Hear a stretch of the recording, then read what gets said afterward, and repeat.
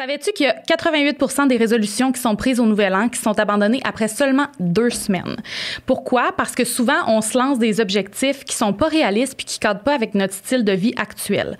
Fait que s'il y a une seule résolution là, que je te suggère de prendre en 2025, c'est d'arrêter cette mentalité-là de tout ou rien, puis plutôt de viser l'équilibre. Donc, fini les excès, allô la constance. C'est pourquoi l'épisode d'aujourd'hui est présenté par l'application Constance.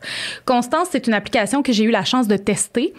Puis, dans les dernières semaines, là, et ça regroupe le bien-être sous toutes ses formes. Que ce soit ta santé physique, ton alimentation, ta santé mentale, il y en a vraiment pour tous les goûts. C'est une communauté qui est engagée, qui prône l'équilibre, le bien-être, puis qui se motive au quotidien.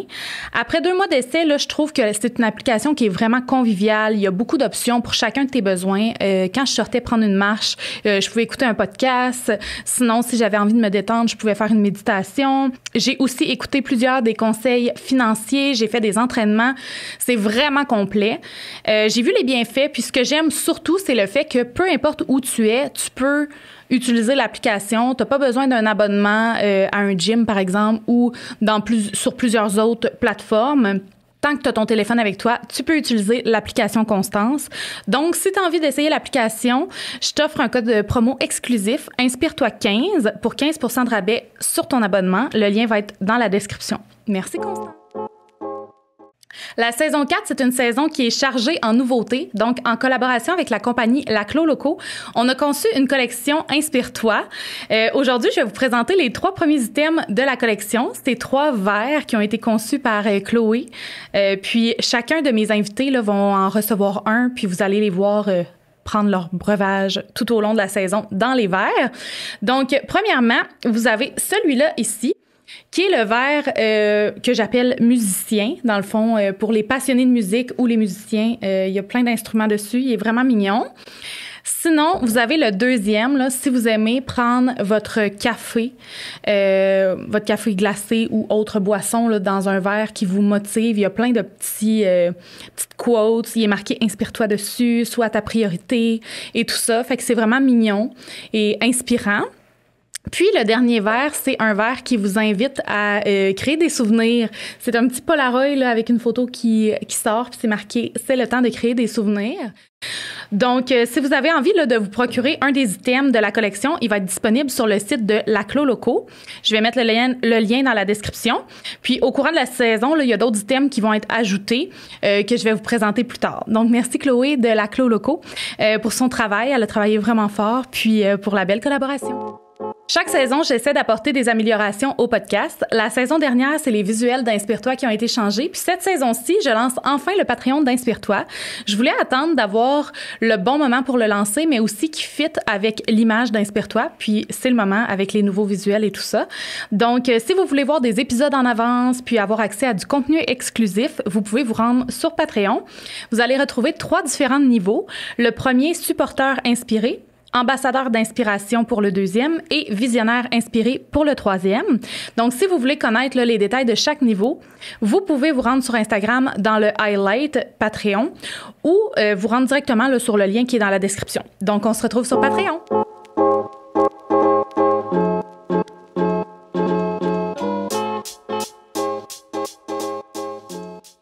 Pour un tout nouvel épisode d'Inspire-toi et aujourd'hui, je suis encore avec Marianne. Allô! Allô! Puis, on est à notre 2e épisode des discussions et d'échanges. Donc, je vous en avais parlé là, dans le premier, comme quoi c'est pas en mode entrevue, mais plutôt en mode discussion. Et aujourd'hui, on s'est dit qu'on allait parler de persévérance. Puis, j'ai envie qu'on commence avec un film que j'ai écouté et que je t'ai conseillé d'écouter, OK? Parce que pour moi, ce film-là représente... C'est comme si on avait à mettre un film sur le mot, genre persévérance, là, dans le dictionnaire, c'est carrément ce film-là que je mettrais parce que je trouve que c'est incroyable la persévérance qu'il y a dans ce film-là. C'est le film Nyad, je pense que ça se dit. C'est sur Diana Nyad. Oui, c'est ça, qui est sur Netflix.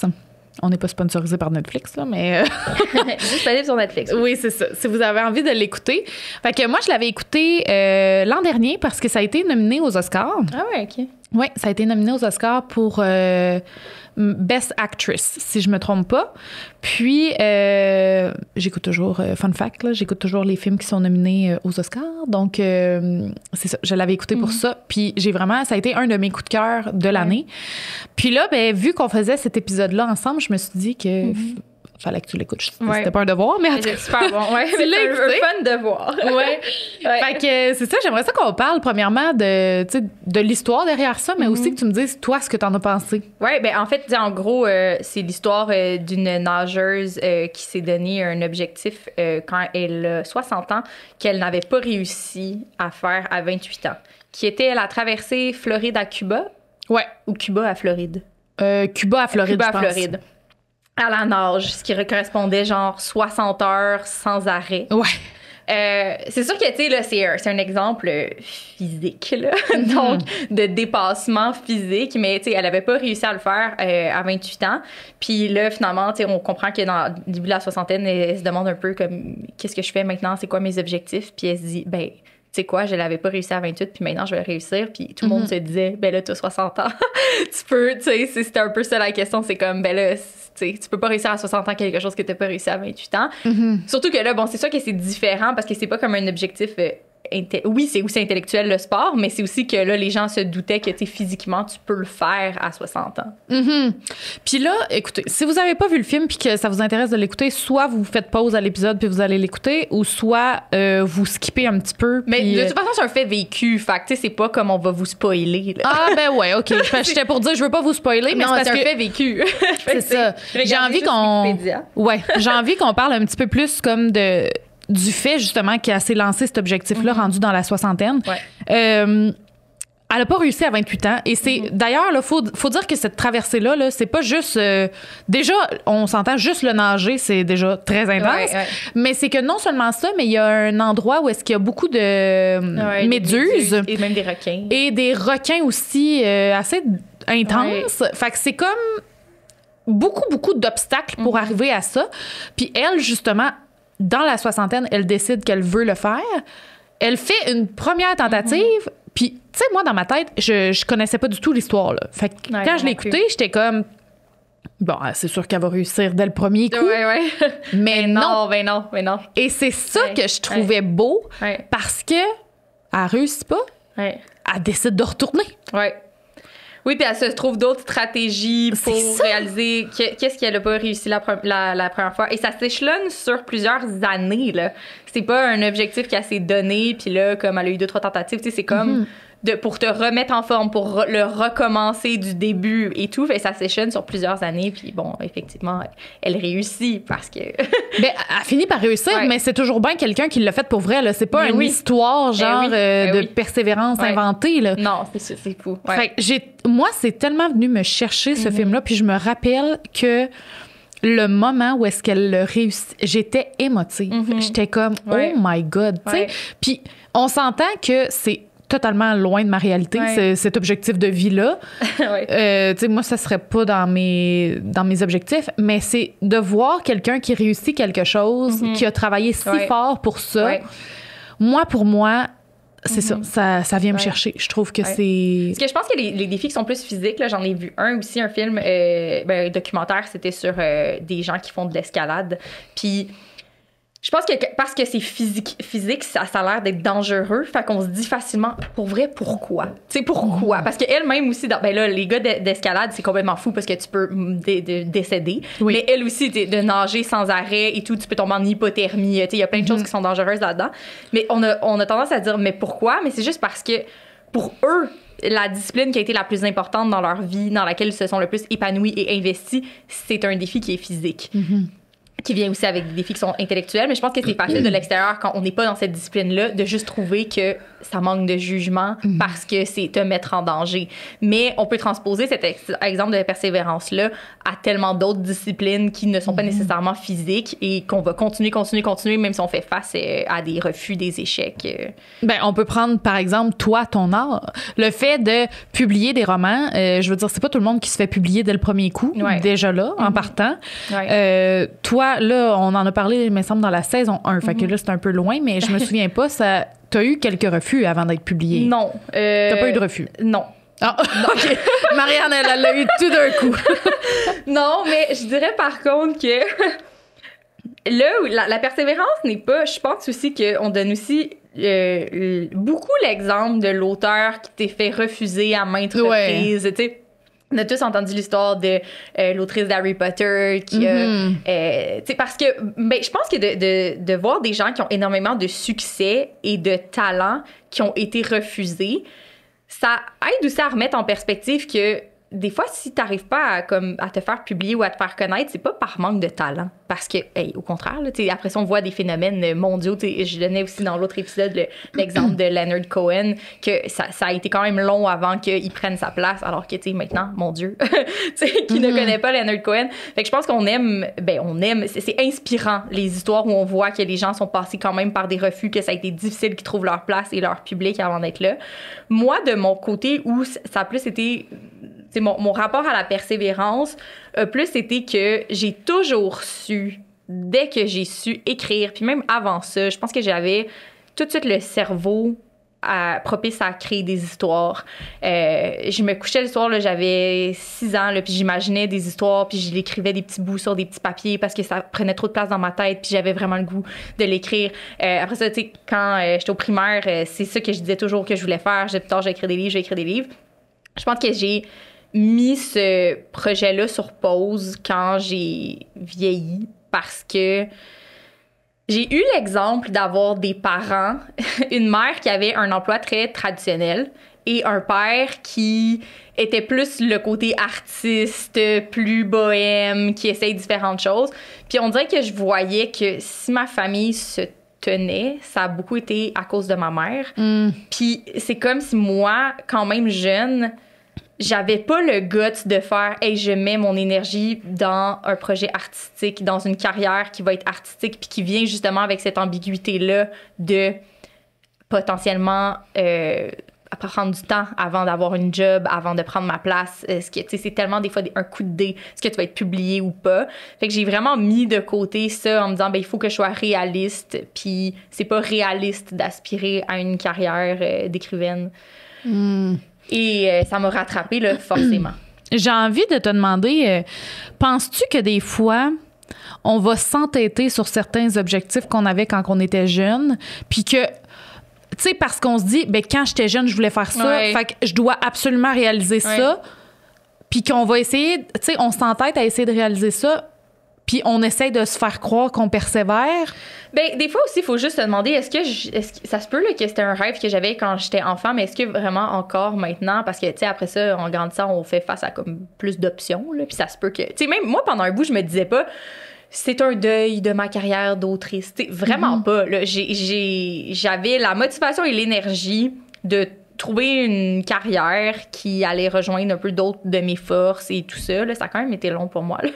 Mais tu sais, quand même, je me disais pas que je faisais le deuil de ça. Je me disais juste que j'avais appris d'autres choses, j'avais vu d'autres choses quand j'étais à l'école, puis j'avais décidé de me diriger au début vers la psychologie. Ça m'intéressait. Tu sais, c'était pas en me disant, c'est le plan B.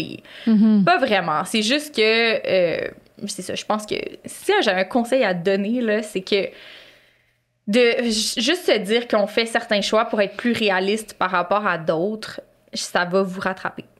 Vous allez à un moment donné, cette aptitude-là que vous avez toujours senti que vous aviez, elle va être encore là. Puis c'est un peu dommage de l'enterrer quand on sent qu'on a quelque chose dans quoi on a du talent.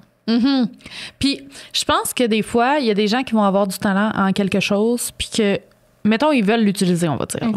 Puis ils veulent persévérer, mais c'est qu'à un moment donné, c'est comme si dans la sphère de la vie, à un moment donné, ils se tannent et ils décident juste d'abandonner. Mais je pense que cet abandon-là aussi, il y a comme un... Je suis un peu partagée sur la question d'abandonner, mettons, un objectif qui te tient à cœur. Là. Je parle pas justement d'un rêve d'enfant que finalement, c'est plus ton objectif ou d'un rêve, peu importe ton âge, puis qu'à un moment donné, tu fais comme OK, ça a été mon but à un moment donné, mais là, ça l'est plus. C'est autre chose. Mais si tu as le même but, puis qu'à un moment donné, tu décides de l'abandonner, je suis vraiment comme... On dirait que je suis inconfortable avec cette idée-là. Parce que je trouve que c'est triste, puis j'ai l'impression que les gens vont le regretter. Je trouve que, tu sais, tu vas te dire, OK, moi, j'ai toujours voulu faire ça. Ouais. Finalement, je suis fatiguée ou tannée de persévérer dans cette voie-là. Fait que je décide de prendre le choix d'arrêter. Ouais. Mais moi, je suis convaincue que quand tu as un objectif comme ça, puis que c'est fort comme ça, puis que tu décides d'arrêter, ça va toujours être en arrière de ta tête, tu sais. Oui, sauf que ça se peut que tu te rendes compte que la place que la poursuite de ce projet-là prend dans ta vie ne te rend plus heureux.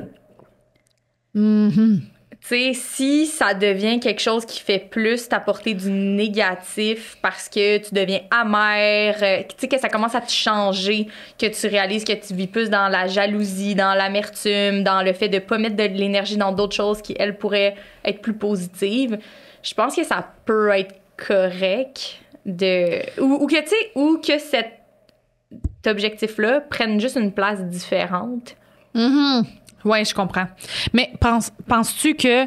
C'est parce que moi, si la personne se rend compte que ça la change, puis que justement elle est inconfortable, puis que ça nuit carrément à sa vie, je pense que l'acceptation de laisser aller cette chose-là va être plus simple que si c'est pas le cas. Oui, c'est sûr, c'est sûr.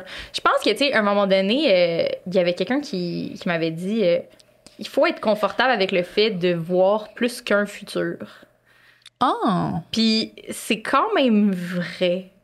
Hey, moi, si tu viens de me faire peur, là, je suis comme non! Il y a seulement un futur de possible! Ben, tu sais, je trouve que quand on se met beaucoup de pression avec certaines choses, de se dire comme hey, il faut absolument tendre vers ça, que c'est le seul futur que j'entrevois. Moi, en tout cas, cette personne-là, si t'écoutes le podcast, merci. Ça m'a vraiment aidé, cette phrase-là de dire c'est pas le seul futur que je peux imaginer. Puis par rapport à certains objectifs qu'on s'entête quand même à vouloir, ben de me dire, tu sais, OK, mais si c'est pas ça, ça va être autre chose. C'est pas que c'est échec ou réussite, c'est que c'est une voie ou une autre. Je comprends, mais c'est que je pense que quand on a certains objectifs précis, mettons, puis que tu veux tellement ça, là, puis là, je parle d'un objectif que tu veux à tout prix, puis que finalement, tu sais, t'as un autre futur, je comprends pas comment tu peux réussir à être heureux, genre, sans ton objectif qui t'a tellement pris de ton temps, puis tout ça. Puis en même temps, je trouve ça triste parce que je me dis, crime, si, mettons, ton objectif arrive jamais. On dirait que je comprends pas comment on peut vivre avec quelque chose que tu veux absolument atteindre puis que tu réussis pas à l'atteindre. Mais donc, ça prend une persévérance saine. OK. Parce que je pense qu'il y a aussi de juste arrêter de persévérer, ben c'est vrai, c'est triste, là. S'il y a vraiment quelque chose qui te tient à cœur, tu sais, là, tu sais, moi, j'ai dit, moi, j'ai pas vécu de refus, là, mais tu sais... T'as eu d'autres persévérances quand même, là. Non, mais dans le sens où j'avais quand même envoyé mon manuscrit à plusieurs maisons d'édition, puis j'ai eu un oui. Tu sais, moi, je considère que c'est réussi parce que j'ai quand même eu un oui la première fois que j'ai envoyé un manuscrit, mais mettons que c'était les autres maisons d'édition qui étaient un peu mon rêve, puis que celle qui m'a dit oui, je leur avais pas envoyé, ben je suis quand même une autrice maintenant publiée à qui on a dit non ailleurs, là, quand même. C'est ça. Puis il y a aussi, à un moment donné, j'avais eu l'objectif de me faire publier par un autre éditeur. Pas de changer, là, j'adore ma maison d'édition, mais de voir un peu c'était quoi d'être publié par une autre maison d'édition qui rejoint un autre public, qui a un branding différent et tout ça. Puis même si j'avais déjà publié et tout ça, ben ils m'ont refusé. C'était un objectif qui n'a pas fonctionné. Puis comment t'as vécu ça? Je pense qu'au début, là, quand j'ai commencé à écrire, j'écrivais très rapidement. Ça prenait beaucoup de place dans ma tête. Puis j'arrivais pas à me dire que j'allais pouvoir me contenter de juste avoir un roman par année. On dirait que je voulais tout faire en même temps. Je voulais rejoindre un public qui était différent. Je voulais que... Tu sais, j'étais tellement comme en ébullition là-dedans que oui, c'était un grand rêve réalisé, mais je voulais plus que ça. Pas dans le sens genre c'est pas assez pour moi nana, mais c'est que je sentais que j'avais tellement l'énergie, l'inspiration que je me sentais limitée avec un seul projet. Fait que je m'étais dit ben je veux être publiée ailleurs. Finalement, je l'ai accueilli en étant un peu plus posée, je pense. Tu sais, par rapport à la réalité, par rapport à ce que cette maison d'édition là m'a dit, comme quoi ils avaient aimé mon manuscrit, mais ils trouvaient qu'ils rejoignaient pas leur public cible. Puis on dirait que ça m'a remis en perspective que c'est vrai que ce que j'écrivais, je l'avais trouvé l'éditeur qui publie exactement ce que j'écris, tu sais. Puis ça m'a fait un peu me calmer là, par rapport à comme vouloir être partout en même temps, puis à me comparer à des auteurs qui en publiaient 4 par année. Puis c'était pas parce que j'avais en tête une checklist, là, genre il faut que je sois celle. Tu sais, c'est vraiment parce que je voulais des objectifs qui correspondaient à l'énergie que j'avais à mettre là-dedans. Je comprends. Mais aussi, la différence, c'est que si, par exemple, tu avais contacté cette maison d'édition-là en premier, puis pas celle que tu es actuellement, là, je pense que tu l'aurais plus vécu comme un échec que la différence que tu as déjà des livres de publier. Fait que c'est comme un peu un objectif réussi que tu aurais voulu amener à un autre niveau, mais que finalement, tu t'es rendu compte que ça convenait pas. Comme on demande aussi beaucoup aux gens qui sont dans le milieu artistique, c'est là, par exemple, là, j'écris des romans, puis là, le monde ils disent beaucoup, c'est quand que ça va être traduit, c'est quand que ça va devenir un film. Tu sais, c'est comme on a beaucoup le réflexe de se dire, ouais, mais tu veux clairement plus que ça, tu sais. Puis je pense que maintenant que je me suis comme plus calmée, ça me gosse un peu, ce réflexe-là, de tout le temps faire comme si ça devrait pas me satisfaire où est-ce que je suis maintenant, puis que je devrais tout le temps comme vouloir plus, mais je suis comme, hey, je suis bien, là. J'ai le lectorat que j'ai la place que j'ai qui me satisfait vraiment. Et évidemment, si d'autres projets vont éclore, je serais très contente, puis j'aimerais ça avoir ces opportunités-là, mais je sens pas non plus que j'en fais quelque chose de, mon Dieu, go, là, il faut en arriver là. Ça rejoint l'épisode de la notion du succès que j'ai fait, qui est déjà sorti d'ailleurs. Je trouve que c'est ça. C'est d'être. Ce que je parlais dans cet épisode-là, c'est que je disais que c'est important de réussir à garder ton ambition parce que je trouve ça important d'avoir de l'ambition. Mais faire la balance, tu sais, de oui, être ambitieux, mais sans toujours être dans l'insatisfaction. Oui, c'est ça. Puis ça, c'est quelque chose, des fois, que je déplore un peu, tu sais, de voir des gens qui ont cette tendance-là à ne jamais trouver que c'est suffisant. Pas de, tu sais, juste t'asseoir sur tes lauriers, là, parce que c'est ça aussi, d'être créatif, je pense, là, c'est d'avoir comme envie de d'autres choses, puis de te réinventer, puis de tendre vers d'autres choses, mais à un moment donné, c'est que ça va devenir que le succès sera jamais satisfaisant. C'est vrai. Puis, tu sais, je trouve que des fois, la persévérance, ça peut être difficile parce que persévérer, mettons, pendant, je sais pas moi, t'as un objectif X qui est, je sais pas moi, mettons, tu veux rénover ta chambre, là, tu veux comme refaire la déco. Bon, là, tu commences, puis ça va pas comme tu veux, puis tu persévères. C'est un objectif, on s'entend, à très court terme. Tu sais, je veux dire, tu vas le faire. OK, tu vas être tanné à un moment donné, mais tu vas finir par accomplir ta tâche parce que c'est quelque chose de, un, réalisable par presque n'importe qui, puis deux, qui est vraiment accessible et en autant que tu finis par le finir, tu vas le faire. Il y a un début puis une fin, là. C'est ça. Mais je pense que la persévérance devient ultra difficile quand on dépasse un certain seuil de temps. Parce que, tu sais, c'est ça, c'est que c'est facile d'être dans la persévérance comme dans la positivité, par exemple, dans les débuts. C'est tout le temps facile parce que t'es comme, oui, ça va marcher, j'y vais, wouhou. Mais comme, on s'entend que quand ça fait, mettons, 5 ans, là, 10 ans que t'es dans le même truc, il y a aussi des gens qui vont venir comme alterquer ta persévérance en disant, ben voyons, là. Comme... mais ça, c'est tout le temps, là, n'importe quoi. Là.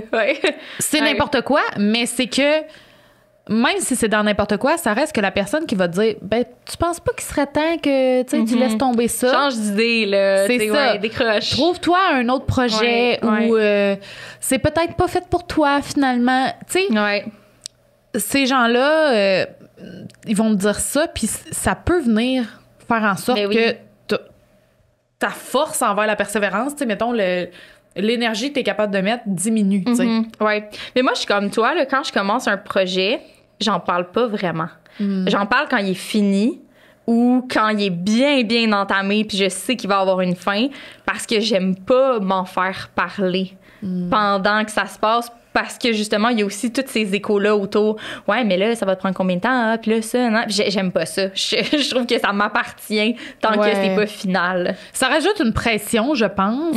Puis, moi, je suis comme ça depuis peu, là.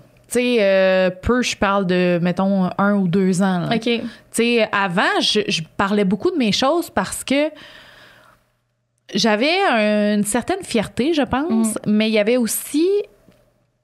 On dirait que je me disais, ben peut-être que si j'en parle, quelqu'un va connaître quelqu'un qui pourrait m'aider à atteindre tel objectif, ou peut-être que ci, peut-être que ça. Puis on dirait que je me suis rendu compte que si quelqu'un a à m'aider avec un objectif précis que j'ai pas besoin de lui parler de mon projet pour que cette personne-là m'aide. Dans le sens que la discussion va mener à ce que je comprenne que cette personne-là pourrait m'aider. Je vais choisir si cette personne-là est une personne de confiance pour lui partager mon projet, puis voir si je peux lui demander de l'aide. Mais je pense que c'est ça aussi, c'est que la persévérance, la notion du succès, puis les objectifs et les rêves en général, je trouve que c'est quelque chose qu'on doit prendre comme si c'était un œuf, genre. Si ton œuf, tu le lances à terre, c'est sûr qu'il va, il va casser. Là, fait que c'est comme de quoi qu'il faut prendre vraiment doucement avec soi-même. Puis qu'après ça, justement, quand c'est prêt, on y va, là. Tu sais? Moi, tu sais, c'est quelque chose... Quand je me suis lancée dans l'écriture de mon premier roman, au début, là, je me disais, OK, déjà, je veux pas en parler. Mais aussi, je veux pas tout de suite être en train de me visualiser, l'envoyer à un éditeur, qu'il soit comme dans la machine, là. J'étais en mode, OK, là, c'est moi qui a vraiment besoin et envie d'écrire cette histoire-là. Je vais le faire, puis je vais me dire que je l'écris pour que ma sœur le lise. C'était la seule affaire que j'avais en tête, puis pour vrai, là. Je dis pas ça là, pour que ça sonne bien, là. Genre, quand vous avez un projet, imaginez-vous pas. Si ça t'aide là, de t'imaginer qu'il sera un éditeur, fine. Mais moi, ça m'aidait pas. Puis même encore maintenant, que je suis passée par beaucoup de manuscrits, je suis encore en mode, je veux l'écrire d'abord pour mon propre objectif à moi.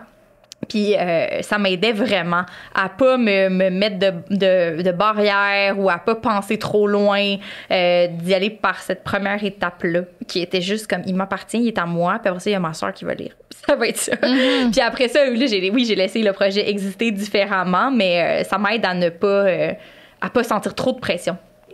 Ouais. Ben, je suis d'accord, puis je trouve que c'est une belle façon de faire parce que t'as besoin de mettre ça sur papier de toute façon. C'est tant mieux si c'est publié. Puis sinon, t'auras extériorisé ce que t'avais à extérioriser à ce moment-là. Mais c'est sûr que, je veux dire, oui, toi, t'es publié, tu sais, je veux dire, t'as un certain revenu grâce à l'écriture, mais on s'entend que justement, t'as un autre job. Oui, je ne Donc, vis pas on de s'entend que si là. quelqu'un vit de l'écriture, je pense que c'est différent aussi. Oui, certainement. Il doit avoir des comptes rendus, il doit avoir ci, il doit avoir ça. Puis, je pense que justement, cette persévérance-là doit devenir un petit peu, des fois, difficile. Parce que quand t'as le choix d'écrire et t'as le temps et comme t'écris quand ça te tente, là, on parle d'écriture, mais ça peut être tout autre projet, versus quand tu dois le faire, je pense que c'est différent. Parce que la personne, des fois...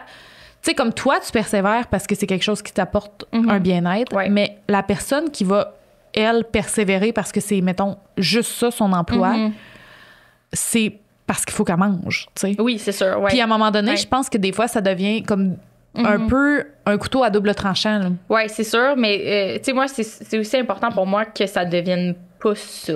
En même temps, c'est sûr que si je pouvais en vivre. En même temps, je dis ça des fois, mais je sais...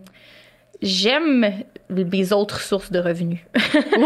Mais j'ai pas envie de voir quelque chose qui m'a tellement passionnée se transformer en quelque chose qui est un peu comme un contrat avec un deadline. J'ai pas envie que ça se transforme en ouvrir mon ordi et comme que ça me tente pas.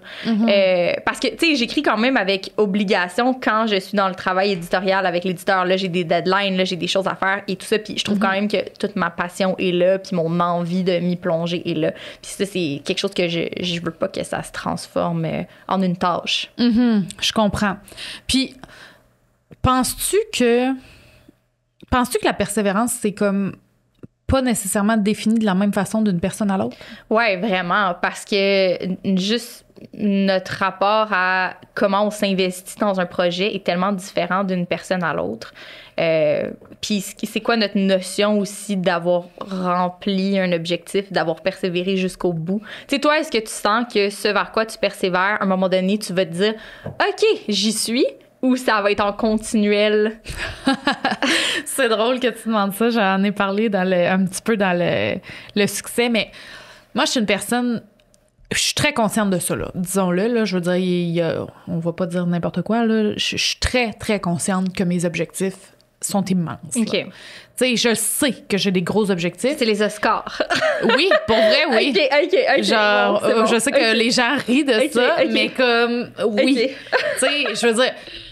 Je serais très satisfaite à juste vivre de faire des films là, ou des séries ou mon Dieu, j'accroche le micro. Vivre de l'acting. De mon art, là, tu sais. Ouais. Mais c'est sûr que les buts ultimes seraient ça. Mais tu vois, par contre, à ce niveau-là, je suis pas à me dire que ça me prend ça à tout prix. OK. Par contre, ça reste un but quand même. Mais tu sais, mes buts en général, tu sais, la majorité des gens vont avoir un petit objectif, moyen, gros objectifs. Mais moi, j'ai tout ça, plus des objectifs qui sont genre gigantesques aussi. Puis je suis consciente, mais moi, mes objectifs gigantesques prennent beaucoup plus de place que mes objectifs modérés. Fait que toi, t'as deux futurs, en fait. Celui des objectifs gigantesques. Non, et celui... j'ai qu'un seul futur. OK, c'est juste les objectifs gigantesques. Oui. OK. Puis c'est juste les objectifs gigantesques parce que les petits objectifs se joignent à mes objectifs gigantesques. OK?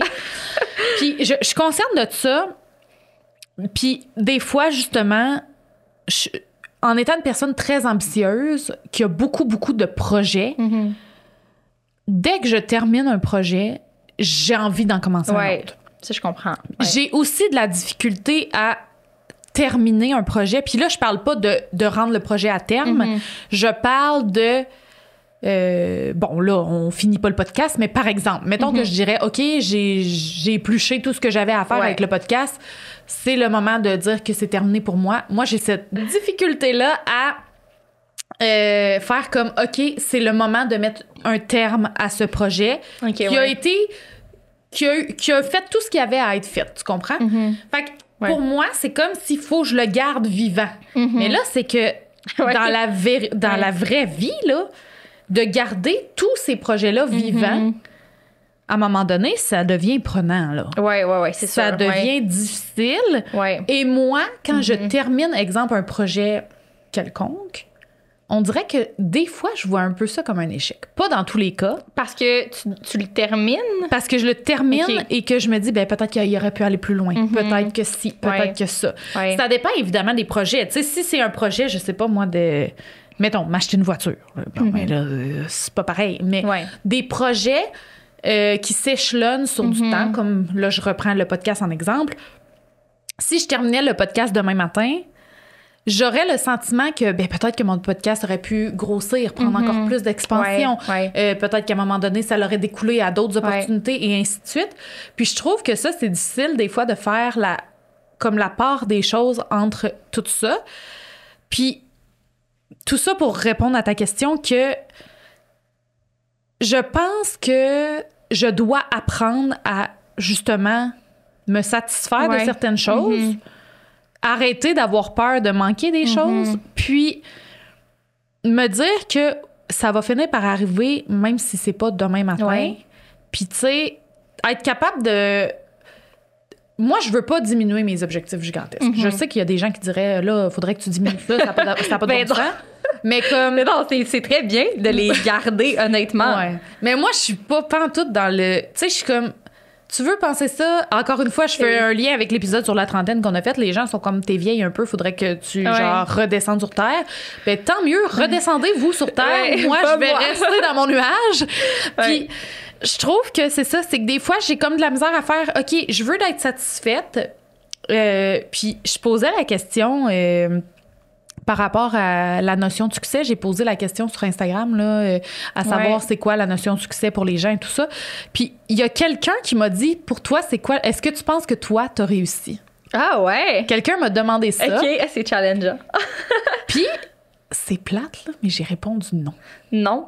Puis le pire, c'est que si je suis rationnelle, je suis capable de dire que j'ai persévéré pour énormément de choses et que j'ai réussi beaucoup de choses. Ouais. J'en ai échoué beaucoup aussi, mais il y a plein de choses que j'ai réussi. Mais c'est comme si, tu vois, je le vois pas comme du succès. Oui. Puis par rapport à n'importe quoi, tu sais, même là, comme je te disais, moi, je me considère très choyée. Mais en même temps, des fois, j'ai comme un rapport un peu... Je trouve qu'on s'attend tellement à ce que tout le monde exprime de la gratitude sans arrêt, mais la persévérance a servi.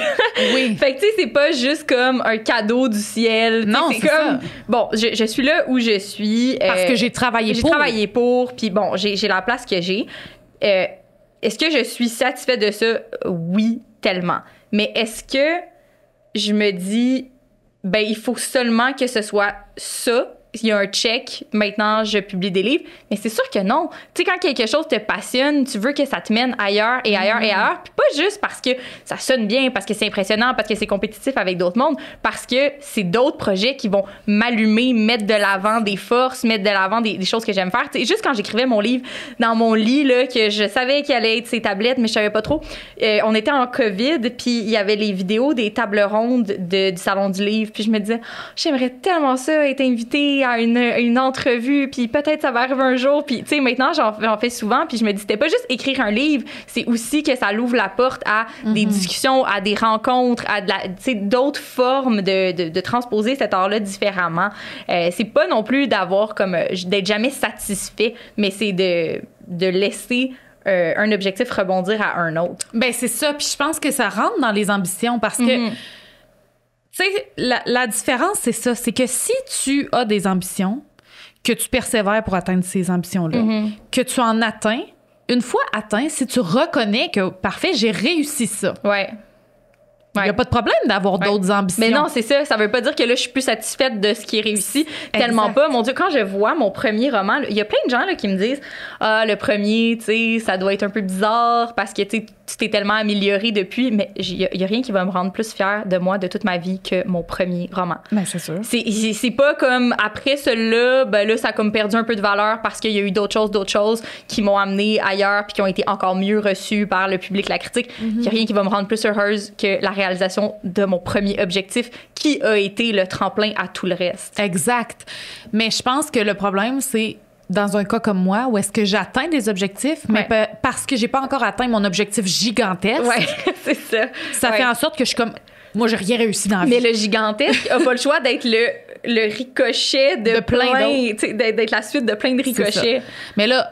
Quand je vous dis, je vous parle de ça dans plein d'épisodes, que je travaille sur moi, ça fait partie des choses que je dois travailler.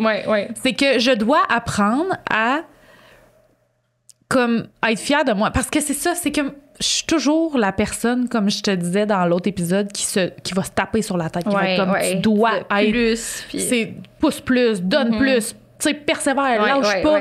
Comme, je trouve que des fois, je devrais apprendre à, justement, célébrer certaines petites victoires. Mais oui. Puis faire comme ça, je l'ai réussi. On l'a. C'est un acquis. On continue. Mais c'est vrai. Mais je pense que c'est ça. Il n'y a rien de mal à persévérer vers un rêve qu'on a ou un objectif ou un but ou peu importe. Je pense que ce qui est problématique, c'est ça. C'est que quand tu persévères pour les mauvaises raisons ou que, justement, c'est jamais suffisant. Ouais.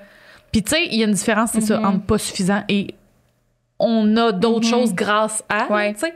Fait que je pense que c'est ça. Ça, c'est vraiment. Mais tu vois, il y a aussi là-dedans la notion d'ego, je pense. Tu sais, j'ai un ami musicien qui me disait quand t'es musicien, il faut quasiment que t'aies pas d'ego. Parce que tu te fais tellement refuser, critiquer, c'est dur de prendre ta place, c'est difficile de percer. Fait qu'il faut quasiment que tu mettes sur pause ton ego. Tout ce qui peut, en fait, devenir que tu le prends personnel. Tout ce qui a un lien avec les refus puis les embûches. C'est comme tout ce qui est les premières critiques, les premiers refus. On dirait que tu te sens démoli comme personne. Pas que c'est ton projet qui a peut-être pas rejoint la cible au bon moment, dans le bon timing, tu le sens vraiment comme si c'était toi qu'on te démolit. Puis je pense que ça aussi, ça peut nuire à la persévérance dans les premiers refus, embûches, parce qu'au début, c'est vrai qu'avant d'être vraiment habitué aux refus et aux critiques, tu le vois comme si quelqu'un t'avait comme brisé le cœur, là, tu sais, comme toi personnellement. Puis ça va souvent faire en sorte que tu ne veux pas revivre ça. Fait que le fait d'abandonner, et pas tellement parce que dans le fond, t'étais paresseux, que parce que tu te protèges de plus vivre ça. Je comprends, puis je suis vraiment d'accord. Parce que il y a quand même... Tu sais, ça dépend c'est quoi tes objectifs, mais mettons, dans la sphère artistique, il y a beaucoup de refus. Ouais, peu importe que ce soit en écriture, en musique, en art, en acting, en danse, whatever. Fait que, veux pas, on est beaucoup confrontés au rejet. Ouais, vraiment. Oui. C'est plate, mais c'est ça. Puis même quand tu réussis, comme toi, par exemple, t'as publié des livres... Ça se peut qu'il y en ait qui les aiment pas, tes livres. Ah ben oui, il y en aura toujours. Puis ils vont dire, ça, c'était vraiment mauvais, quelle histoire plate. Puis qui vont accrocher sur des détails. Là, puis, Ou genre, c'est vraiment pas réaliste, ce livre-là. Ben OK, mais c'est un livre, c'est une histoire. Mais tu sais, c'est ça l'affaire, c'est que des fois, on va laisser les autres affecter la manière qu'on persévère dans nos trucs. Mais toi, si tu t'étais arrêté à la personne qui te dit que ton histoire était vraiment poche puis qu'elle l'a pas aimé... t'aurais arrêté de publier des livres. T'en aurais publié un, that's it. Ça aurait été fini, t'aurais dit, moi, j'écris plus jamais. Puis c'est ça, c'est que je pense que souvent, dans la vie, pour plein de raisons et plein de sphères de notre vie, on accorde beaucoup trop d'importance à ce que les autres pensent. Oui, vraiment. Énormément d'importance. Puis je dis ça et je suis la première à en accorder de l'importance, mais je trouve ça difficile d'arrêter d'accorder de l'importance parce que les gens se permettent de donner leur opinion alors que tu l'as pas tout le temps demandé. Non, c'est sûr. Puis moi, ça a été aussi, tu sais, au début, là, quand mon premier livre est sorti, j'avais rencontré d'autres autrices de la même maison d'édition que moi, puis il y en a une qui m'avait dit, allô à Sophie Lorrain, elle m'avait dit... pour vrai, va pas voir les commentaires sur Goodreads parce que c'est juste du négatif. Oui, il va y avoir du positif là-dedans, là, c'est sûr, là, mais tu vas juste retenir sur 90 commentaires positifs, tu vas retenir le commentaire négatif. Puis c'est tellement vrai, là. Puis c'est fou parce que là, après ça t'habite, puis ça t'affecte, puis faut pas. Puis moi-même, je le dis là, aux autres qui sont plus nouveaux, là, allez pas là-dessus. Mais au départ, c'est un réflexe parce que t'as l'impression que c'est la première fois que tu lances quelque chose dans l'univers, puis que ça existe à travers les yeux et la sensibilité d'autres personnes. T'as envie de voir c'est quoi ce résultat-là, de j'ai créé quelque chose, puis il va passer à travers la subjectivité de tellement de gens. Je veux savoir c'est quoi cet écho-là.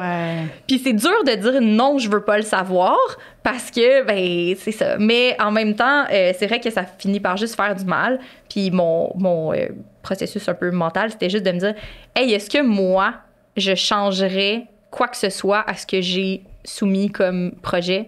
La réponse est non. Même si, ben, c'est sûr, il y a des erreurs dans tout, il y a des choses qui s'améliorent d'un projet à l'autre, il y a des choses qui... Mais est-ce que je le changerais pour autant? Non. La réponse est vraiment non. Fait que même si ça me blessait de lire des choses qui étaient négatives, ben, au final, ça fait pas plus que ça me fait grandir comme autrice. Non. Ben, c'est un peu la même chose avec le podcast.